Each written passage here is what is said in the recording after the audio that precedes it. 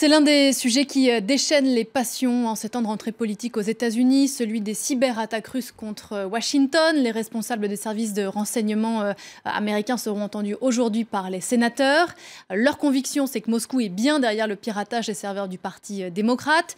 Piratage qui aurait pu favoriser Donald Trump lors des dernières élections. Ce dont le président élu est, lui, loin d'être convaincu. Florent Rodeau. Avant de quitter la Maison-Blanche le 20 janvier prochain, Barack Obama s'est fixé un dernier objectif, faire toute la lumière sur le rôle joué par les pirates russes dans l'élection de Donald Trump. Le président américain a pour cela commandé un rapport au service de renseignement, des conclusions qui pourraient être en partie dévoilées lors d'une audition prévue ce jeudi devant une commission du Sénat.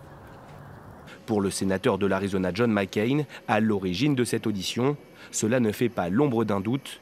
Des hackers russes ont bien piraté des données du Parti démocrate avant de les transmettre à Wikileaks. Nous exhortons vivement nos collègues à adopter des sanctions plus significatives et plus fortes contre la Russie en raison de leur attaque contre les États-Unis d'Amérique. Ces dernières semaines, de nombreuses dissensions sont apparues au sein du Parti républicain.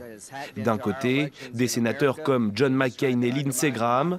De l'autre, Mitch McConnell, le chef de file des Républicains au Sénat, clairement opposé à toute sanction contre la Russie.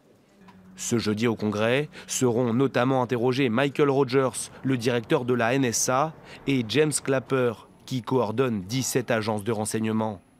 Donald Trump, qui sera briefé demain par de hauts responsables du renseignement, a lui toujours rejeté toute intervention russe dans ce dossier.